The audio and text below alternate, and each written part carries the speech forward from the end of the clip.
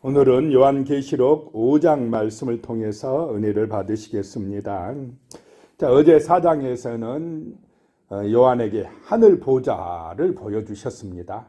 그 보좌에 앉으신 하나님과 또 천사들, 24장로들, 모든 백성을 대표하는 사람들이 하늘 보좌에 있는 것을 보여주었습니다.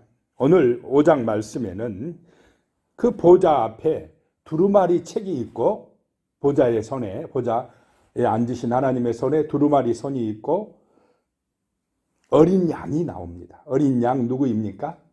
예수 그리스도가 나옵니다. 5장에는 이제 예수님에 대해서 말씀을 하고 있습니다. 1절에 보면요.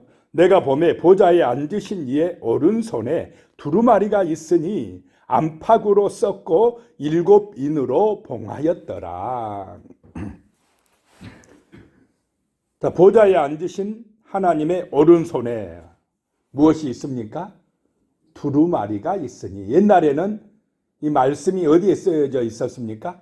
두루마리에 쓰였습니다. 두루마리, 둘둘 말았습니다. 양피지나 파피루스로 주로 쓰였는데 이렇게 둘둘 말아서 가지고 다녔기 때문에 두루마리 성경이었습니다.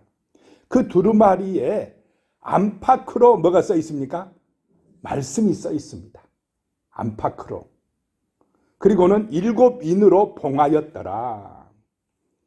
7은 완전수입니다. 완전히 봉해놨습니다. 그래서 누구도 그 인을 뗄 수가 없더라라고 하는 것입니다. 완전히 봉해진 그 두루마리 말씀이 누구의 손에 있다라고 하는 것입니까? 하나님의 손에 있다. 안팎으로 쓰여진 두루마리. 그런데 이 말씀은 지금 요한만 보는 게 아니라 에스겔서 2장 9절 10절에 보면 또 이런 말씀이 있습니다. 내가 보니 보라 한 손이 나를 향하여 펴지고 보라 그 안에 두루마리 책이 있더라. 10절에요. 그가 그것을 내 앞에 펴시니 그 안팎에 글이 있는데 그 이후에 애가와 애곡과 재앙의 말이 기록되었더라.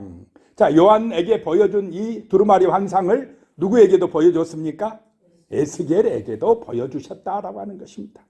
그 하나님의 손에 두루마리 책이 있는데 그 책을 펴니까 안팎으로 뭐가요? 글이 쓰여 있다. 그 글의 내용이 뭐였더라라고 하는 것입니까? 애가와 애곡과 재앙의 말이 기록되어졌더라. 심판의 말들이 기록되어졌더라라고 하는 것입니다. 또 이 말씀이 다니엘서 12장 9절에도 보면 그가 이르되 다니엘아 갈지어다 이 말은 마지막 때까지 간수하고 봉함할 것이니라. 이 말씀을 마지막 때까지 딱 봉해놓고 간수하라. 이런 말씀이 또 있습니다. 이 두루마리 환상, 봉인된 두루마리, 그 안팎으로 글씨가 쓰여 있는 것에 대해서 구약의 선지자들도 하나님께서 보여주셨다. 그들에게도 보여주셨다라고 하는 것입니다. 자, 2절에 보면요. 또 봄에 힘있는 천사가 그 음성으로 외치기를 누가 그 두루마리를 펴며 그 인을 떼기에 합당하냐 하나. 거기 천사 중에 하나가 힘있는 천사가 외치기를 누가 이 두루마리를 펴고 그 인을 떼기에 합당하냐 했다는 것입니다. 그 봉인된 두루마리를 떼고 펴야 하나님의 그 뜻이 어떻게 이루어지는지, 하나님의 계획이 무엇인지, 하나님의 구원 역사는 어떻게 진행되는지 알 수가 있는데 그걸 펴고 뗄 사람이 지금 없다는 것입니다. 누가 합당하냐?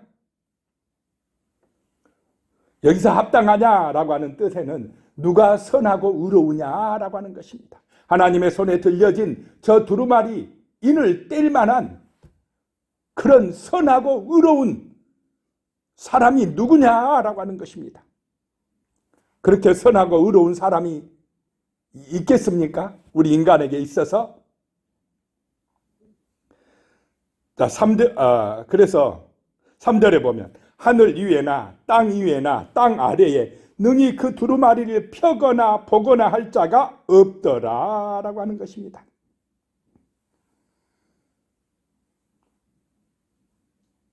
합당한 자가 없더라 라고 하는 것입니다. 하늘 위에도 없고 땅 위에도 없고 땅 아래에도 없더라. 그걸 떼야 우리 인간이 어떻게 구원받고 심판에서 면제받고 그 하나님의 은혜의 보좌에 나아갈 수 있는 길이 무엇인지, 또 심판이 어떻게 진행되는지, 하나님의 계획이 무엇인지 그 기록된 성경을 통해서 알 수 있는데 할 길이 없다라고 하는 것입니다. 뗄 사람이 없더라라고 하는 것입니다.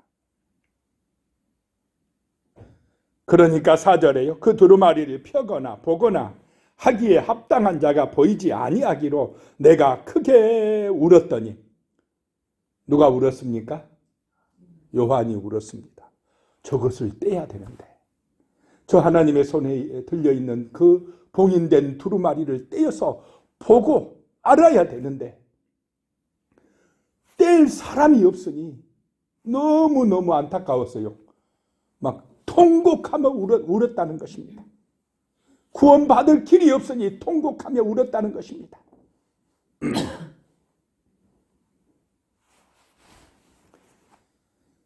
자, 하나님 앞에서 회개의 눈물을 흘려야 살 길이 열리는 줄로 믿으시기 바랍니다.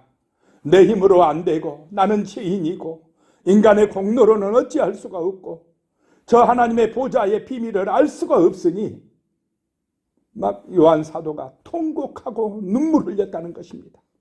통곡하고 눈물 흘릴 때에 하나님의 은혜가 임할 줄로 믿으시기 바랍니다. 회개의 눈물을 흘릴 때에 구원의 은총이 임한다라고 하는 것입니다. 그리스도에게로 인도받는다라고 하는 것입니다. 십자가의 사랑이 내게 임한다라고 하는 것입니다. 5절입니다. 장로 중에 한 사람이 내게 말하되 울지 말라, 유다 지파의 사자 다윗의 뿌리가 이겼으니 그 두루마리와 그 7인을 떼시리라 하더라.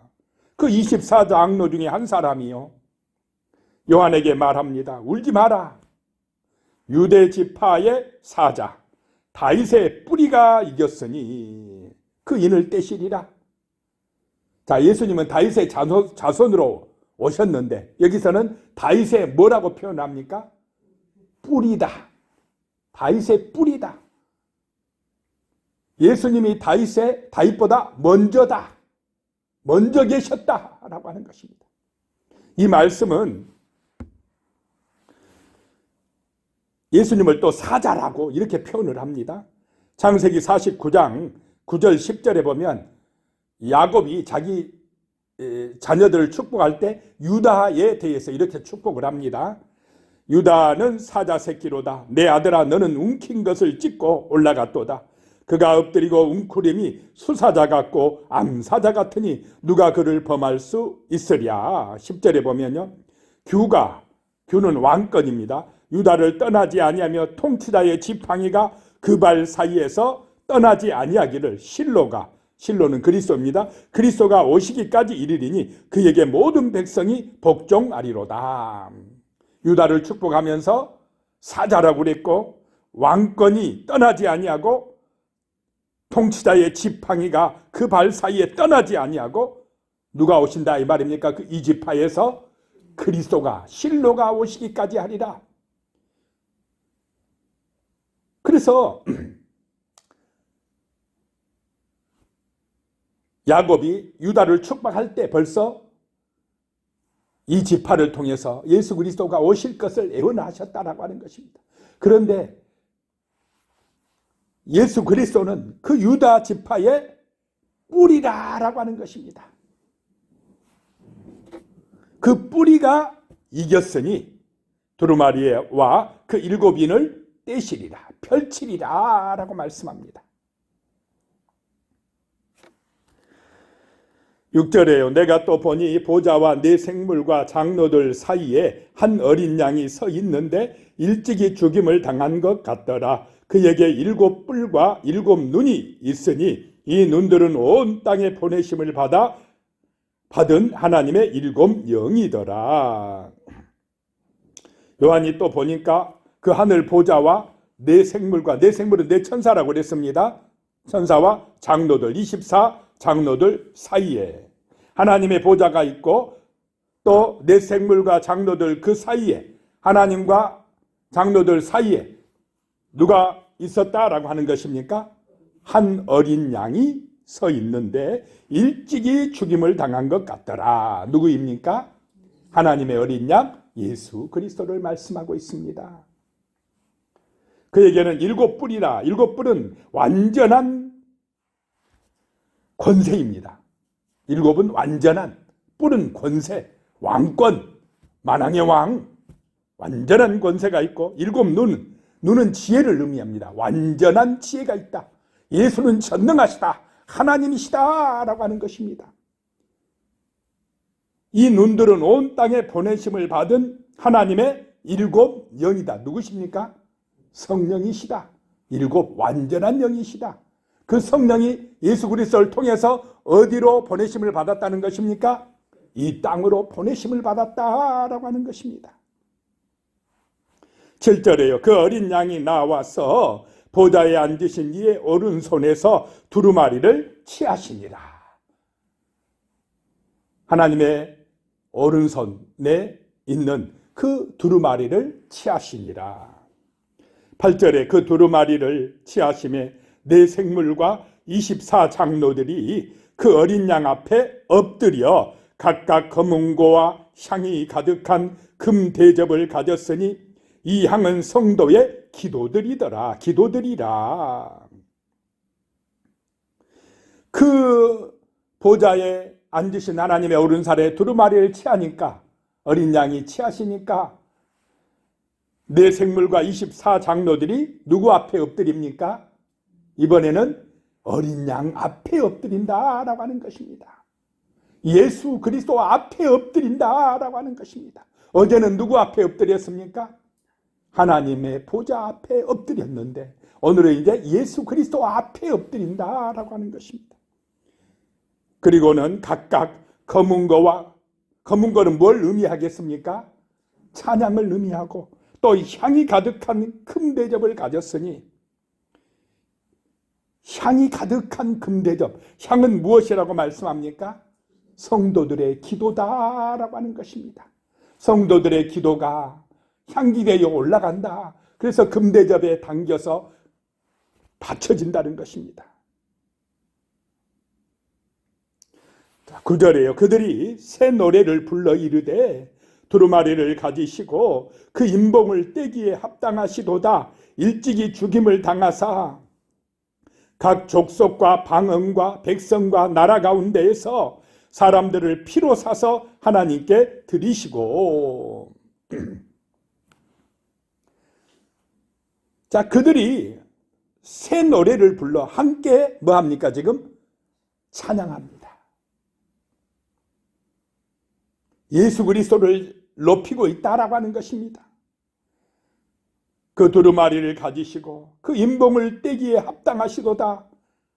일찍이 죽임을 당하사 만백성들을 그 피로 사서 하나님께 드리시도다 라고 하면서 찬양하고 있습니다. 10절에요. 그들로 우리 하나님 앞에서 나라와 제사장들을 삼으셨으니 그들이 땅에서 왕노릇하리로다 하더라. 이렇게 찬송하고 있습니다. 예수님이 자기 피로 만백성들 가운데서 누구를 사셨습니까? 우리를 사셨다. 하나님의 백성들을 사셨다는 것입니다. 자, 우리가 구원받은 것은 그냥 공짜로 거저 구원받은 것이 아닌 줄로 믿으시기 바랍니다. 예수의 피값으로, 예수의 목숨값으로 우리가 구원을 받아 하나님의 백성이 되었다라고 하는 것입니다. 예수 믿고 교회 나오니까 거저 받은 것 같아서, 별거 아닌 것 같아서 그 사랑과 은혜를 모르고 살아가면 안 된다는 것입니다. 예수의 목숨값과 비교할 세상의 것이 어디가 있겠습니까? 그래서 우리를 하나님 앞에서 거룩한 나라 되게 하시고 제사장들로 삼으셨으니 그들이 땅에서 왕노릇하리로다. 어디서 왕노릇한다고 말씀하고 있습니까? 땅에서. 천국에 가서 당연한 거고, 여기서 언제요? 지금 여기서 왕노릇해야 한다라고 하는 것입니다. 예수의 권세를 믿으심으로 이 땅에서 승리하시기 바랍니다. 거룩한 제사장이 되고 정말 왕노릇하는 권세와 능력과 축복이 임하시기를 소망합니다. 어떨 때 그 능력이 내게 임합니까? 주 예수 그리스도를 믿을 때, 머릿속으로만 믿는 것이 아니고 삶의 문제 가운데서 진짜 믿고 기도할 때, 성령의 은혜 받을 때, 충만함 받을 때에 왕 같은 권세가 임합니다. 기적이 일어납니다. 능력이 나타납니다. 하나님의 살아계심이 체험되어진다라고 하는 것입니다. 이런 은혜가 임하시기를 축복합니다. 세상을 따라가는 것이 아니라 예수를 따라감으로 세상을 지배하고 세상 속에 하나님의 나라를 이루어가는 정말로 거룩한 제사장이요 왕 같은 제사장들이 되시기를 축복합니다. 지금 여기서 그렇게 살아야 됩니다. 11절에 내가 또 보고 들으매 보좌와 생물들과 장로들을 둘러선 많은 천사의 음성이 있으니 그 수가 만만이요 천천이더라. 하늘 보좌가 있고 또 네 천사가 있고 24장로를 둘러선 많은 천사들이, 흰 옷 입은 많은 하나님의 백성들이 있으니 그 수가 만만이요 천천이라. 셀 수 없다 이 말입니다. 어마어마한 사람들이 하늘 보좌 앞에서 찬송하며 주님께 경배드리는 모습을 보여준 줄로 믿으시기 바랍니다. 저기가 진짜입니다. 우리의 영원한 소망이 하늘에 있어야 됩니다. 그래야 이 땅에서 비굴하지 아니할 줄로 믿으시기 바랍니다.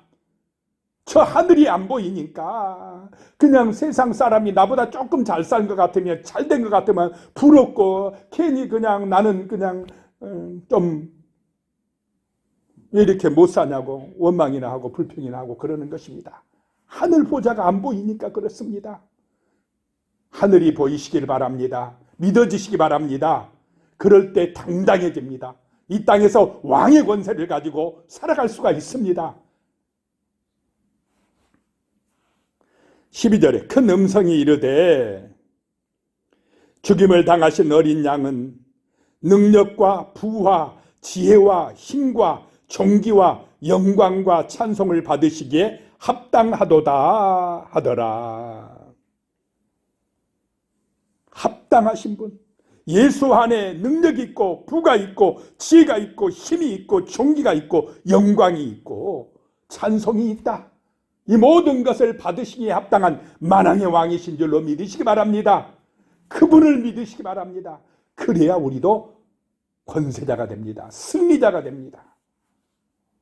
13절에 내가 또 들으니 하늘 위에와 땅 위에와 땅 아래와 바다 위에와 또 그 가운데에 모든 피조물이 이르되 보좌에 앉으신 이와 어린 양에게 찬송과 존귀와 영광과 권능을 세세토록 돌릴지어다 하니,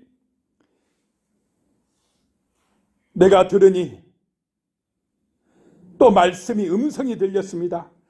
하늘 위나 땅이나 땅 아래나 바다 위나 모든 피조물은 다 누구에게 영광 돌리라 라고 하는 것입니까? 하나님의 어린 양에게 영광 돌리라. 세세토록 영광을 돌릴지어다, 예배할지어다 라고 하는 것입니다. 왜 그러냐?